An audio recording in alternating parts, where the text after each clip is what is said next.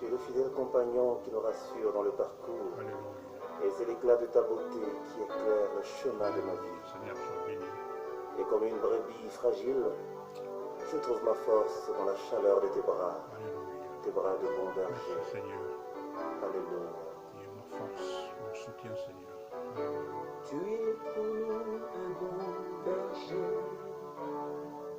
En toi nous pourrons toujours espérer. La lumière que nos cœurs contemplent. Le bon berger qui marche devant son peuple. Quand tu es là, tu maîtrises les flots de la mer. Et là-bas, peuvent chavirer.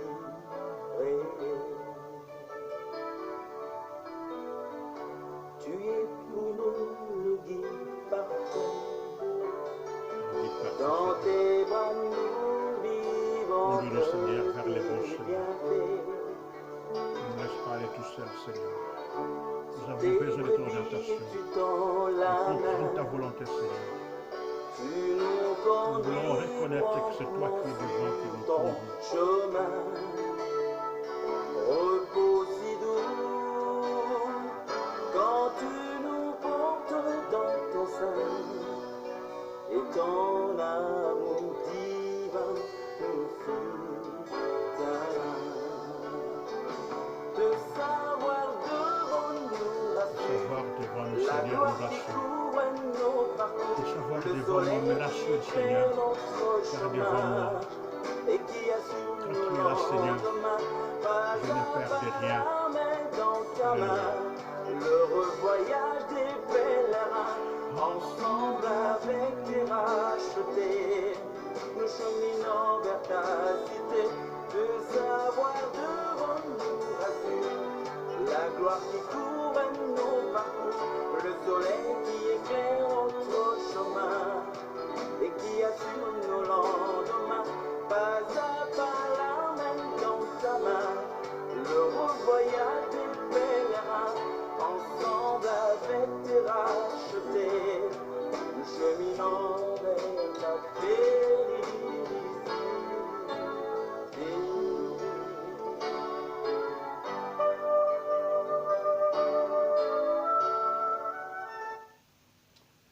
Seigneur notre Dieu,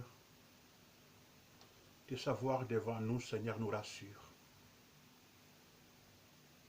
Tes savoirs nous précéder partout nous donnent une garantie d'être sur les bons chemins.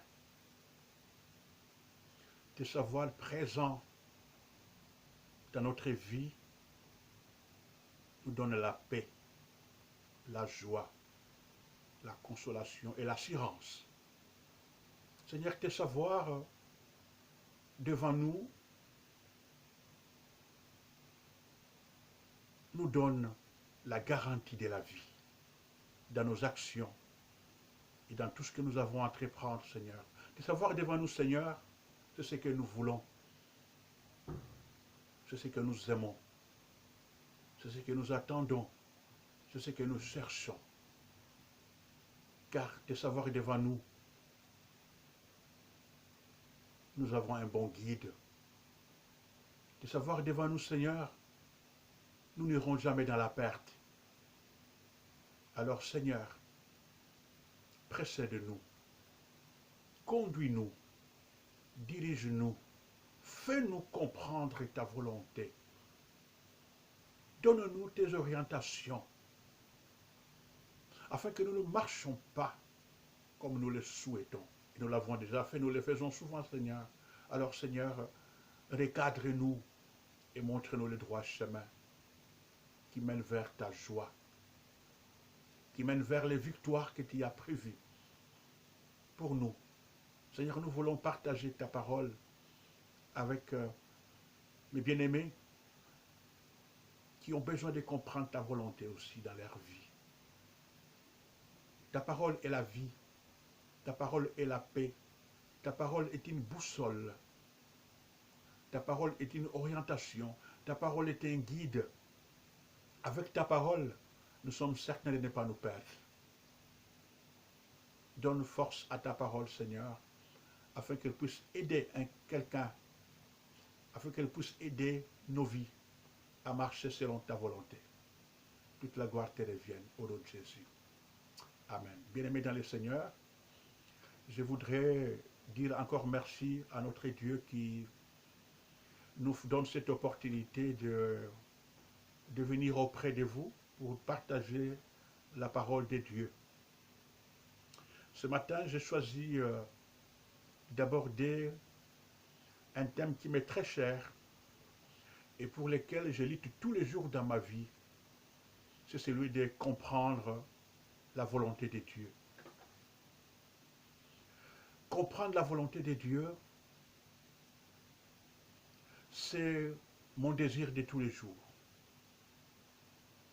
Connaître la volonté de Dieu, c'est ma recherche, c'est mon aspiration de tous les jours. Parce que je sais une chose, que si je comprends la volonté de Dieu, si je connais la volonté de Dieu, je vais m'éloigner de beaucoup d'erreurs que je commets dans ma vie. Et je crois que cela est le cas pour toi. Si nous connaissons, nous comprenons, nous réalisons que nous sommes dans la volonté de Dieu, nous allons poser des actions en ayant la paix dans nos cœurs. Et si nous connaissons et nous marchons selon la volonté et les plans de Dieu, nous sommes certains d'arriver là où le Seigneur veut nous conduire. Et pourquoi nous devons comprendre la volonté de Dieu? Car c'est lui qui a les derniers mots dans notre vie. Car c'est lui qui a les derniers mots dans toutes nos entreprises. Car nos calculs à eux seuls, nos orientations à elles seules, ne peuvent pas nous garantir une victoire, une réussite. Voilà pourquoi nous avons besoin, chaque fois, chaque jour, chaque seconde de notre vie, à nous référer à celui qui a notre vie entre ses mains. Ce matin, pour ce sujet, j'ai choisi pour vous un passage, un homme qui a réalisé que sans Dieu, il ne pouvait rien, alors qu'il avait toutes les potentialités, alors qu'il avait tous les moyens, alors qu'il savait comment il devait faire. Mais il a choisi de consulter Dieu dans tout ce qu'il voulait faire. Alors, il s'agit de David. Et pour parler de lui, je lis pour vous le livre de 2 Samuel. 2 Samuel chapitre 5, je lis à partir du verset 17 jusqu'au verset 25. Je disais 2 Samuel chapitre 5, verset 17 au verset 25. Alors je vais lire pour vous. Écoutez, la Bible dit: Et les Philistins apprirent qu'on avait oint David comme roi sur Israël. Et tous les Philistins montèrent à la recherche de David. Et David l'apprit et descendit à la forteresse pour se cacher. Et les Philistins vinrent et se répandirent dans la vallée de Réphaïm. Et David interrogea l'Éternel en disant: Monterai-je contre les Philistins? Les livreras-tu entre mes mains? Et l'Éternel dit à David: Monte, car je livrerai certainement les Philistins entre tes mains. Une assurance. Et David vint à Baal-Pérasim, et David les frappa là. Et il dit: L'Éternel a fait une brèche devant moi, au milieu de mes ennemis, comme une brèche faite par les eaux. C'est pourquoi il appela ce lieu du nom de Baal-Pérazim. Et ils abandonnèrent là leurs idoles. Et David et ses hommes les emportèrent. Et les Philistins montèrent encore et se répandirent dans la vallée des Réphaïm. Et David interrogea l'Éternel, et il dit, tu ne monteras pas, contourne-les par derrière, et tu arriveras sur eux en face de myriers. Et aussitôt que tu entendras un bruit des pas sur le sommet des myriers, alors tu te lanceras. Car alors l'Éternel sera sorti devant toi pour frapper l'armée des Philistins. Et David fit ainsi, comme l'Éternel le lui avait demandé. Et il frappa les Philistins depuis Géba jusqu'à l'entrée des Gézer. Le verset 25 dit, écoutez, et David fit ainsi comme l'Éternel le lui avait demandé. Parole du Seigneur. Bien-aimés dans le Seigneur, je voudrais vous partager les thèmes que j'ai intitulés « Connaître la volonté de Dieu ».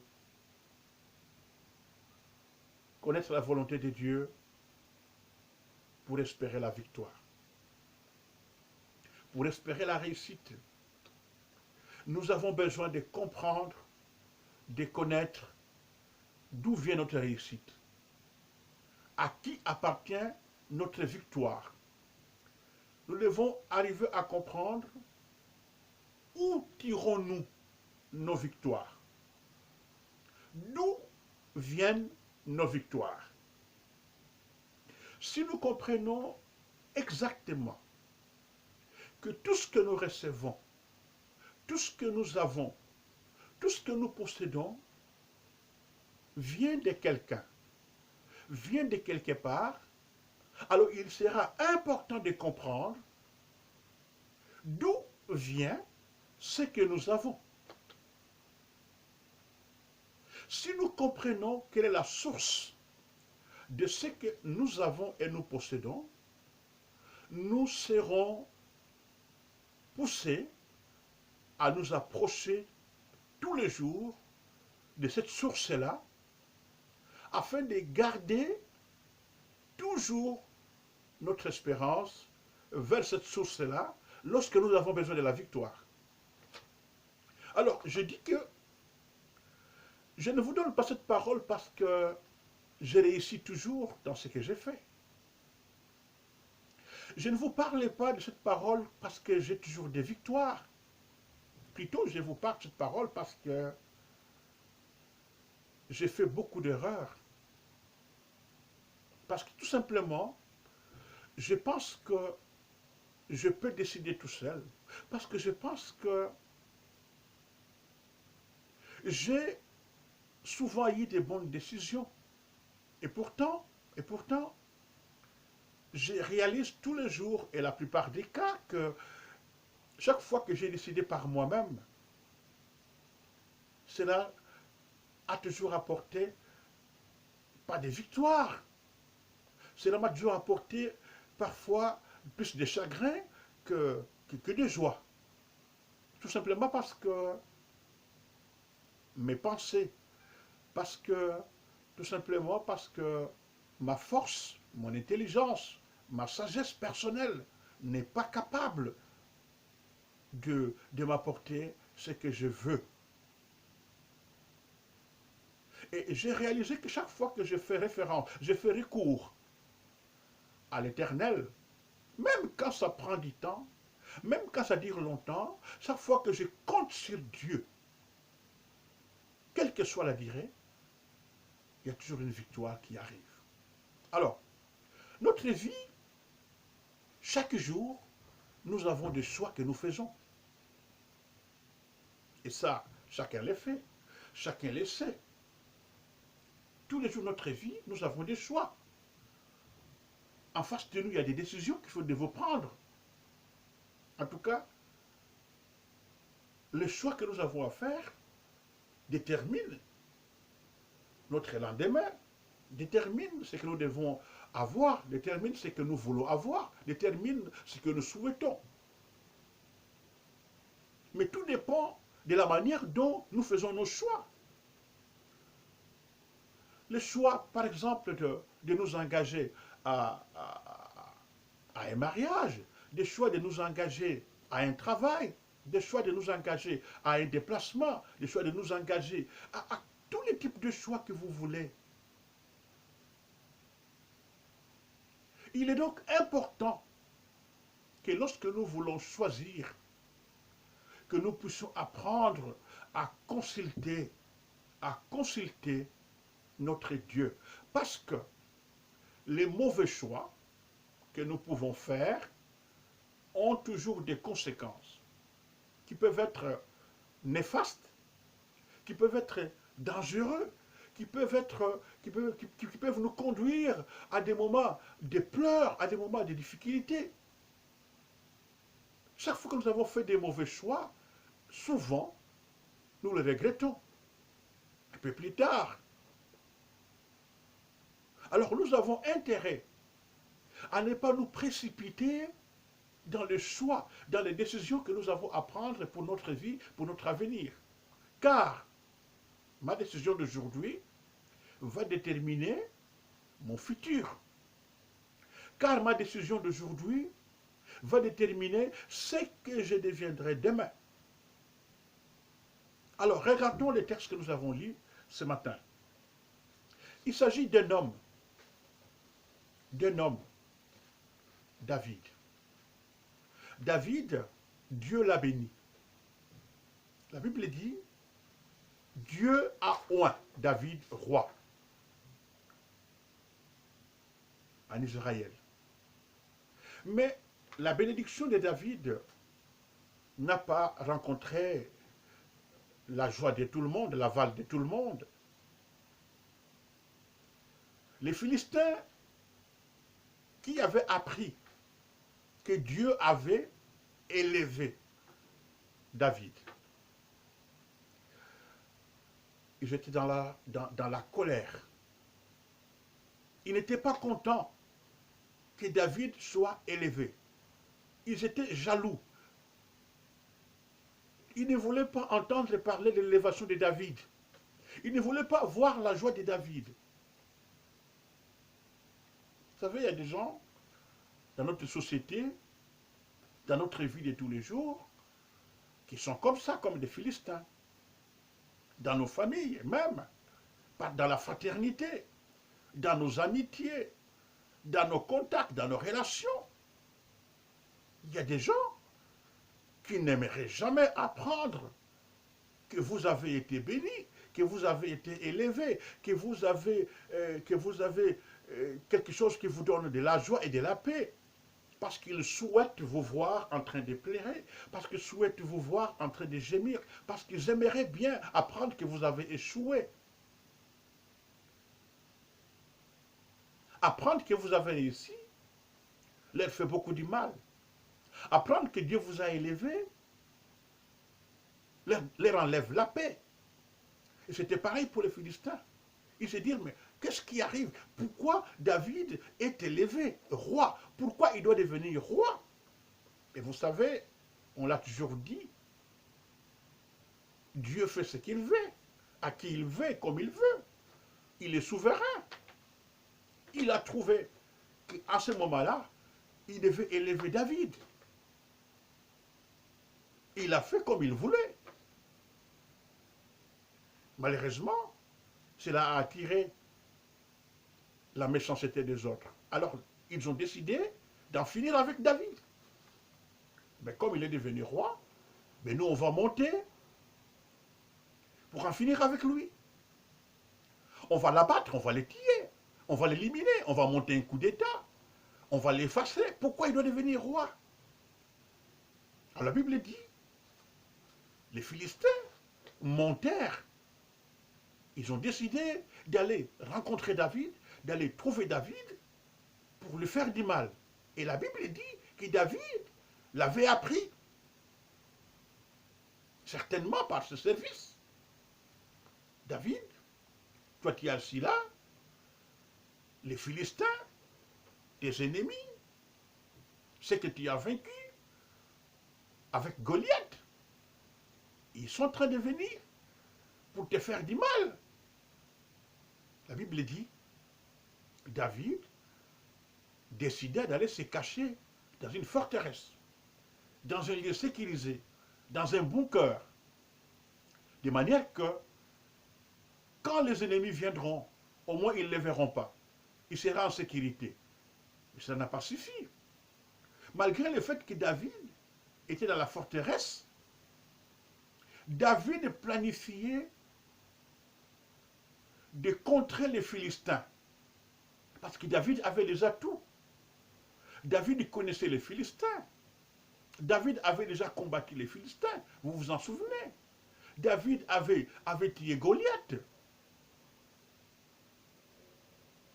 David s'est dit dans la forteresse, bon, ces gens, je crois qu'ils m'ont oublié. Mais David n'avait pas choisi l'offensive directe. Qu'est-ce que David fait? Il se rabat vers l'Éternel. Il se met à genoux. Il pose les problèmes au Seigneur. Les ennemis sont là.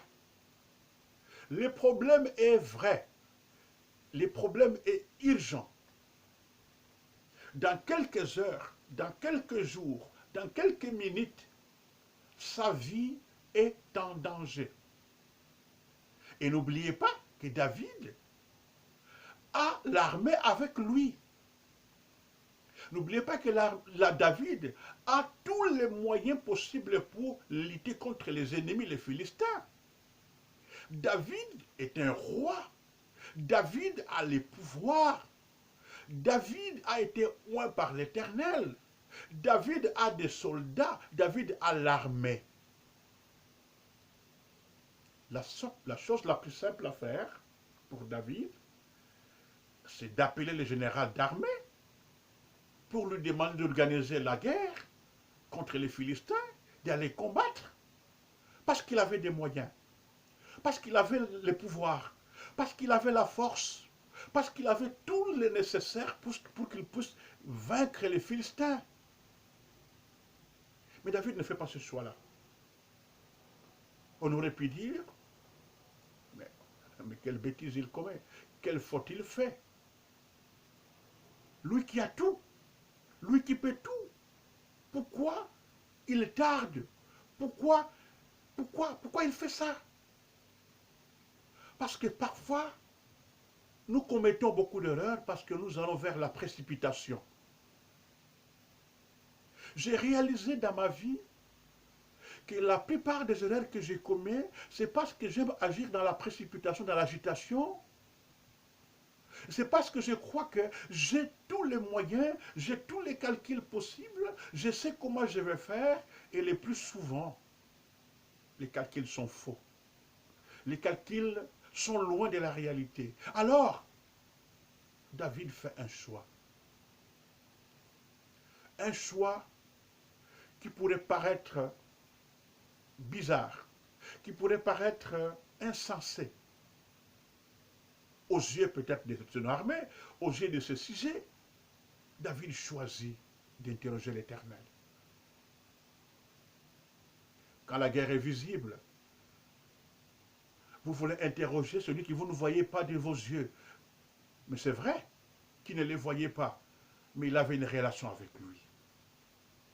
On lui pose la question à Dieu, à son Dieu, parce qu'il les connaissait, parce qu'il savait que la vraie victoire ne pouvait venir que de lui, parce qu'il savait d'où il avait tiré son pouvoir, parce qu'il savait que s'il était devenu roi, c'est parce que l'Éternel l'avait permis, l'avait rendu possible. Bien-aimés dans le Seigneur, si nous nous connaissons, nous saurons comment agir. si nous savons d'où nous venons, si nous réalisons qu'est-ce qui a fait de nous ce que nous sommes devenus, si nous comprenons que ce que nous sommes aujourd'hui n'est qu'un fruit de ce que Dieu a fait de nous, nous allons chaque fois tourner nos regards vers la source de notre aujourd'hui. Nous allons chaque fois tourner nos regards vers ce qui a fait que nous soyons ce que nous sommes aujourd'hui. Parce que sans lui, David ne serait jamais roi. Et David avait réalisé que si je ne veux pas me référer à celui qui a fait de moi roi, je vais tomber dans l'échec. Alors il va interroger, Seigneur, c'est toi qui as fait de moi roi. Regardez maintenant les ennemis de ta décision. Regardez maintenant les ennemis du royaume, de la royauté que tu m'as donnée. Est-ce que tu penses que je peux sortir pour les combattre? Est-ce que tu penses que je peux sortir? Alors écoutez ce que la Bible dit.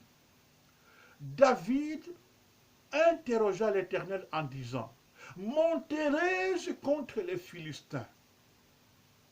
Seigneur, est-ce que tu permets que j'aille combattre? Cela montre l'humilité et la dépendance de David vis-à-vis de Dieu.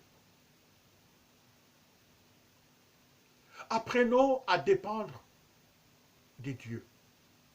Apprenons l'humilité. Ne croyons pas que ce que nous sommes, ce que nous avons, notre force, nos avoirs peuvent nous délivrer. Soyons humbles et laissons la place à Dieu nous conduire. Et David l'avait compris. Est-ce que tu me permets de monter? Écoutez la réponse de l'Éternel. Et l'Éternel dit à David, monte, vas-y, car je livrerai certainement les Philistins entre tes mains. Maintenant, quand nous avons écouté les orientations de Dieu, nous savons que quels que soient les combats, il y a celui qui nous a parlé qui ne trompe pas. Vous savez, lorsque vous avez les orientations de Dieu, lorsque Dieu vous a donné les directives, lorsque Dieu vous dit, vas-y, c'est moi qui suis derrière vous. Même si ça va durer longtemps, même si vous rencontrerez des barrières et des embûches, mais vous avez écouté la voix de celui qui vous oriente, vous aurez la paix même si vous êtes dans les combats. Quand on connaît avec qui on marche, même si les choses tardent, même si les choses traînent, même si les choses sont difficiles, on va garder son cœur dans la paix. Parce que nous savons que tôt ou tard, celui qui a la promesse, celui qui a fait la promesse est digne de confiance. Alors la Bible dit, David obéit. Et l'obéissance de David, la dépendance de David à l'Éternel, lui a ramené, lui a procuré la victoire. Bien-aimés dans le Seigneur, apprenons à dépendre de Dieu. Et la Bible dit, David a vaincu les Philistins. Mais ce n'était pas fini. Vous savez, ce n'est pas parce que vous avez eu une première victoire que l'ennemi s'est fatigué. Vous avez besoin, Seigneur, donne-moi un mariage. Vous avez combattu pour avoir un mariage. Vous avez combattu pour avoir un travail. Dieu vous a donné le mariage. Vous a donné le travail. Vous avez prié pour avoir un voyage. Vous êtes arrivé en Europe. Vous êtes là, vous avez les voyages. Vous êtes là, vous êtes aux États-Unis, vous êtes un peu partout. Mais ce n'est pas le fait que vous ayez la première victoire que le diable va se fatiguer.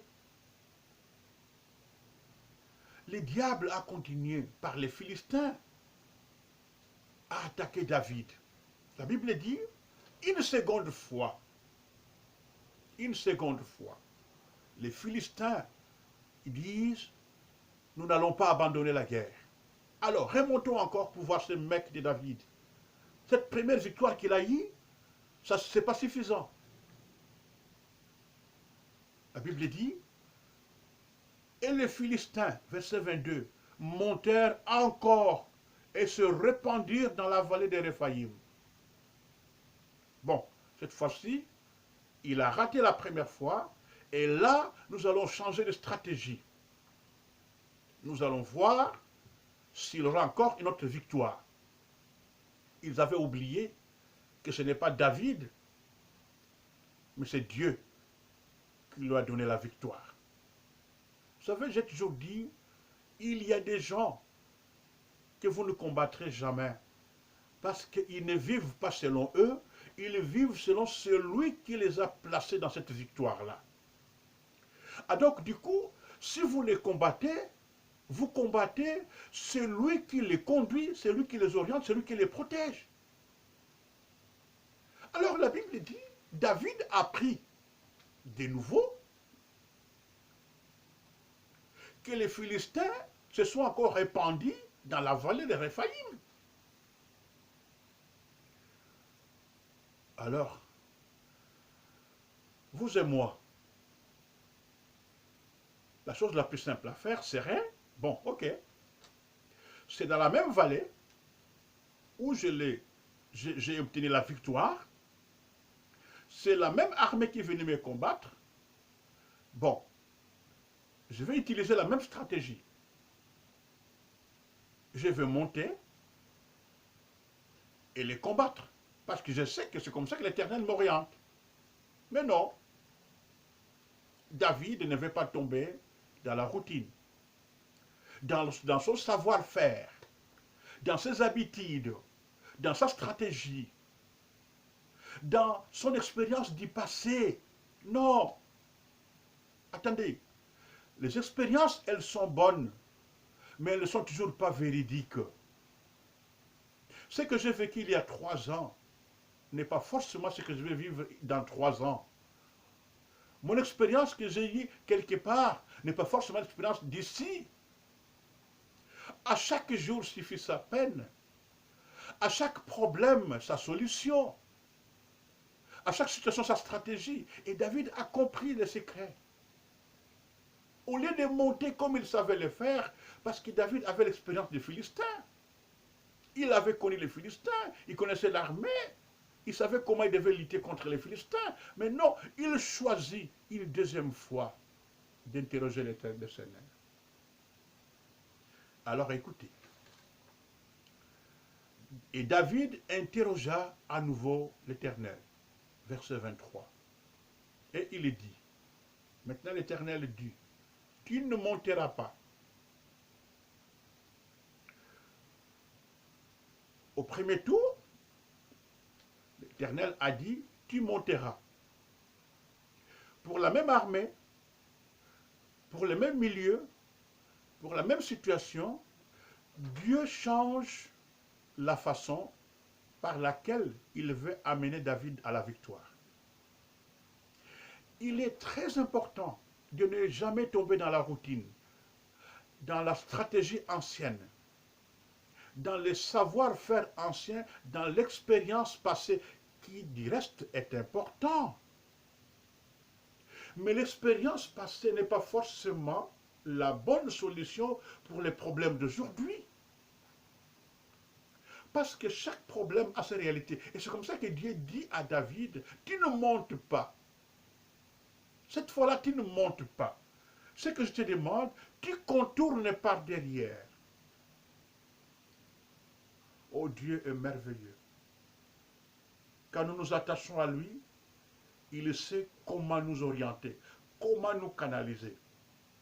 Parce que lui connaît mieux que nous la vraie position de celui qui veut nous combattre. Lui connaît mieux que nous la vraie position de l'ennemi qui monte vers nous. Et comme c'est Dieu qui regarde l'ennemi, il dit à David, si tu montes, probablement tu vas avoir un front face à tes ennemis. Contourne par derrière.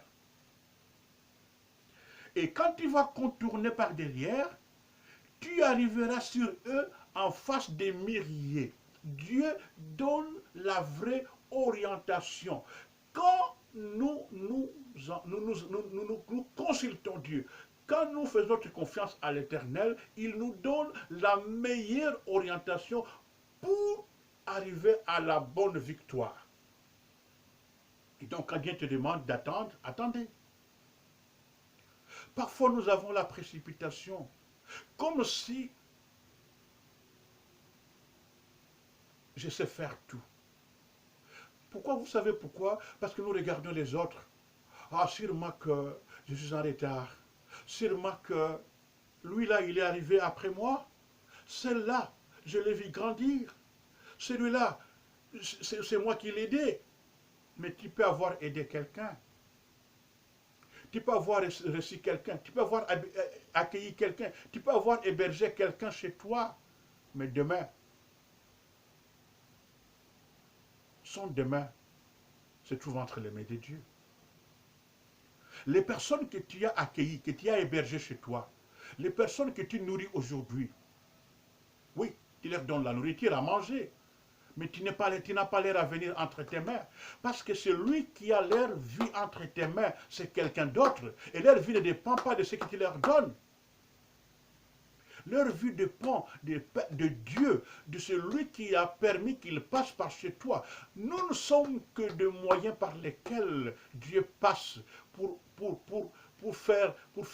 réaliser dans la vie de ses enfants ses desseins. Alors, ne nous agitons pas. Attendons les orientations de Dieu. Attendons le temps de Dieu. Attendons que Dieu agisse. Attendons que Dieu oriente. Attendons que Dieu parle. Il dit à David, contourne. Et même quand tu contournes, écoute, même quand tu contournes, tu ne vas pas te lancer jusqu'à ce que tu entendes le bruit des pas sur le sommet des mûriers. Alors tu te lanceras. Tu contournes et tu restes là. Oh, quand je sais que j'ai l'arme, quand je sais que j'ai les moyens, quand je sais que j'ai la possibilité, quand je sais que je peux tout faire, mais on me demande de ne pas bouger. Moi qui suis roi, moi qui ai l'armée, moi qui ai la force, moi qui connais l'ennemi, moi qui ai l'expérience de l'ennemi, et on me demande de ne pas bouger et attendre un bruit. Il faut être humble. Bien-aimés dans le Seigneur, soyons humbles. Quelle que soit notre force, quelle que soit notre sagesse, quel que soit ce que nous sommes, restons humbles. Car la vraie victoire, c'est Dieu qui la donne. On a vu des grandes personnes dans ce monde qui ont été humiliées parce qu'ils ne voulaient pas écouter Dieu. Apprenons à écouter Dieu. Et David a attendu. David a obéi. David a interrogé Dieu. Et il a écouté Dieu. Et la Bible dit, et la clé de ce passage, c'est au verset 25. Et David fit comme l'Éternel le lui avait commandé. Ne faisons pas selon nos pensées. Ne décidons pas selon notre savoir, selon notre expérience du passé, mais laissons Dieu nous conduire. Et si Dieu nous conduit, si Dieu nous guide, nous sommes certains d'avoir la victoire. Ce dimanche, je voulais vous dire ça.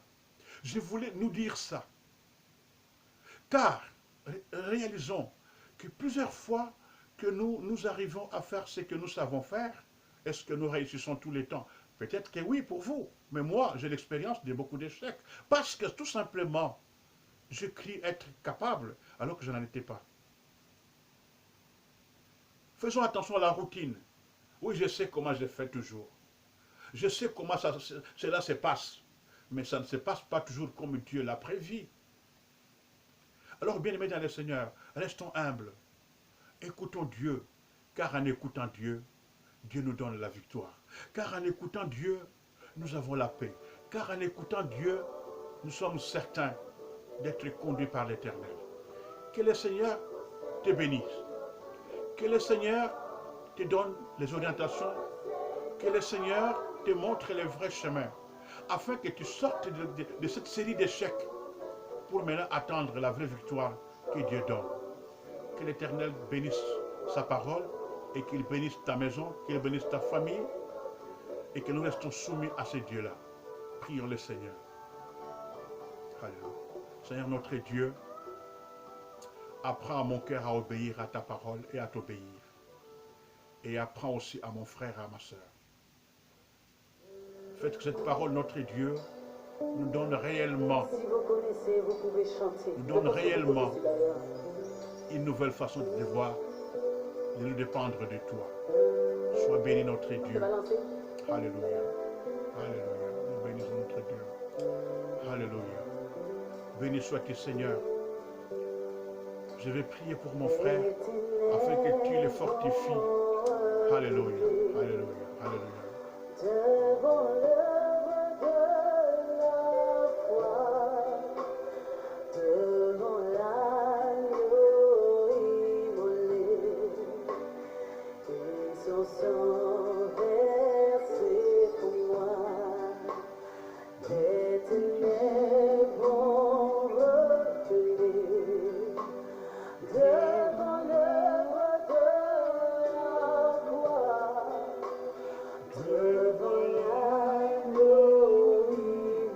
Oui, Seigneur, merci pour ta parole. Merci pour mon frère, merci pour ma soeur. Continue à nous bénir, notre Dieu.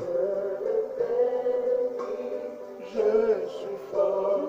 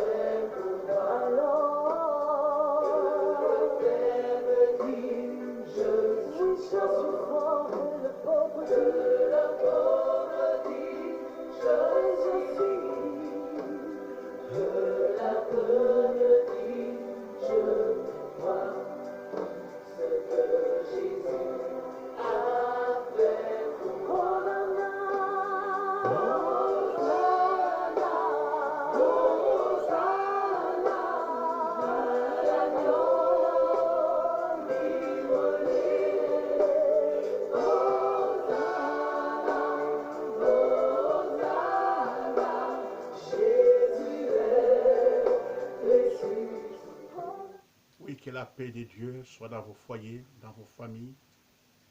Que le Seigneur vous accorde un dimanche merveilleux. Que le Seigneur vous accorde une semaine bénie. Et que les grâces et les bénédictions vous accompagnent dans votre vie. Au nom de Jésus.